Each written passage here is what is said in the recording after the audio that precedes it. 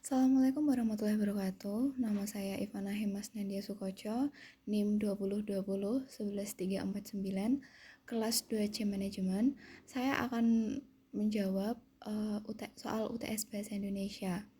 Yang pertama yaitu, jelaskan berdasarkan temuan mahasiswa di lapangan, faktor apa saja yang menyebabkan terjadinya kesalahan penulisan ejaan. Berikan contoh kesalahan ejaan yang sering muncul.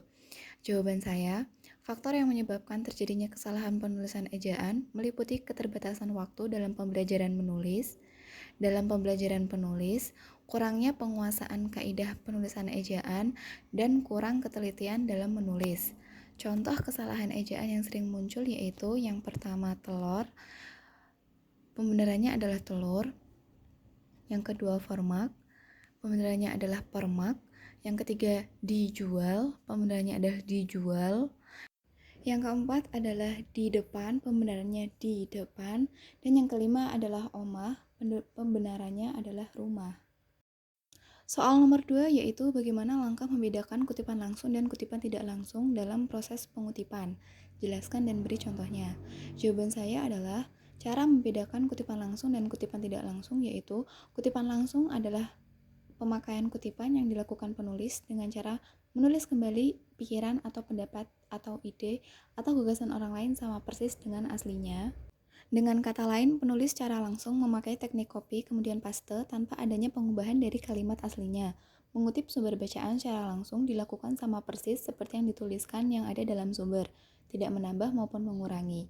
Jika kata, kalimat, atau paragraf tidak dicetak miring ataupun dicetak tebal, pengutip tidak boleh mencetak miring atau mencetak tebal ketika ia mengutip.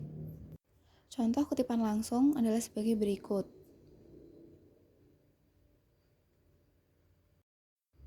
Kutipan tidak langsung adalah pemakaian kutipan yang dilakukan penulis dengan cara mengambil pikiran atau ide atau gagasan atau pendapat orang lain, kemudian menyampaikan dalam karya penulis tersebut dengan kalimatnya sendiri sesuai dengan pemahamannya.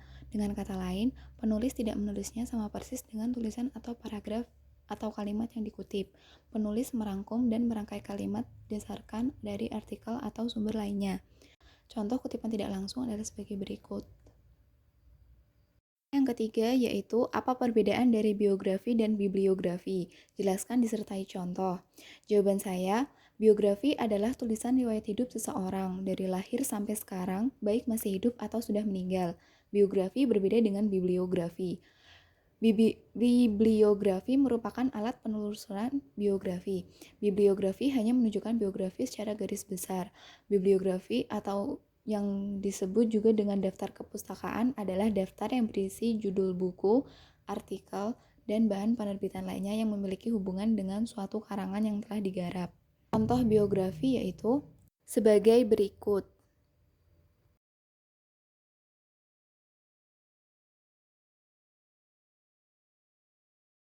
Sedangkan contoh dari bibliografi adalah sebagai berikut.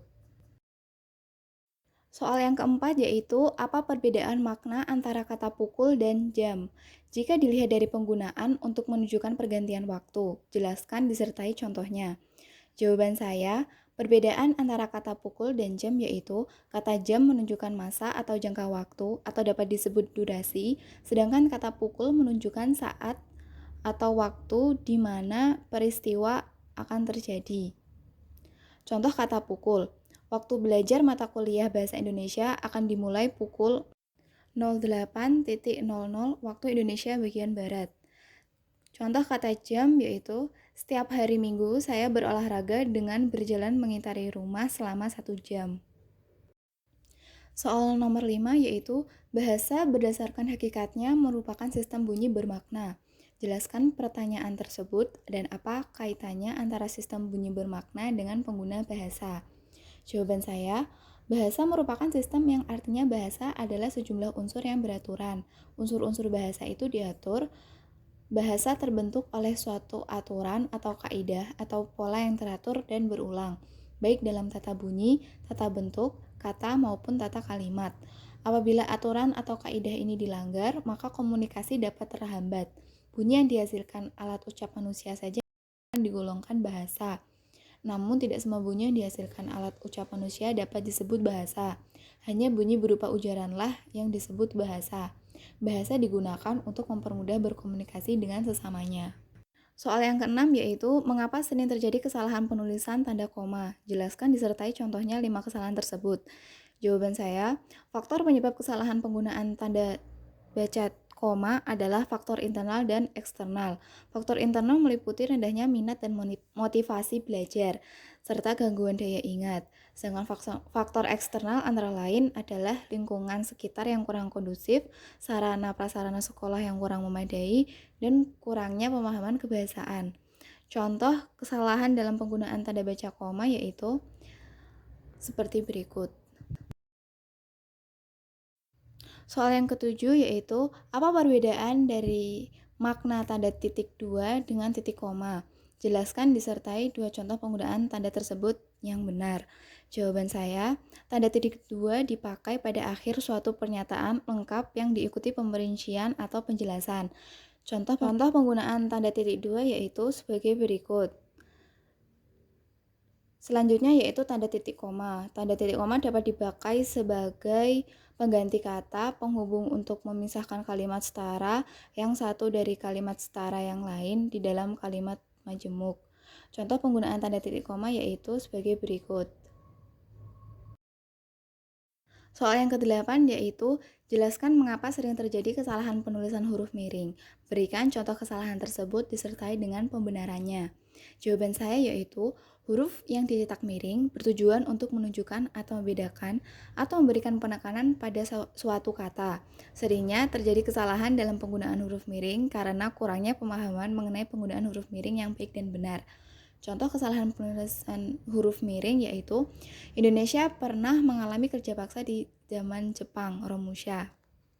Pembenaran dari kalimat tersebut adalah, Indonesia pernah mengalami kerja paksa zaman Jepang, Romusha. Kata Romusha di sini ditulis miring, dicetak miring. Soal yang terakhir yaitu, jelaskan bentuk kesalahan penulisan konsonan dan vokal pada karya tulis ilmiah. Berikan contoh kesalahan tersebut disertai pembenarannya. Jawaban saya adalah, kesalahan penulisan pada konsonan adalah fonem yang bukan vokal dan dengan kata lain direlasikan dengan obstruksi. Jadi aliran udara yang melewati mulut dihambat pada tempat-tempat artikulasi. Sedangkan kesalahan penulisan pada vokal adalah fonem yang dihasilkan dengan menggerakkan udara keluar tanpa rintangan. Contoh kesalahan dalam penulisan konsonan adalah sebagai berikut. Sedangkan contoh kesalahan dalam penulisan vokal adalah sebagai berikut.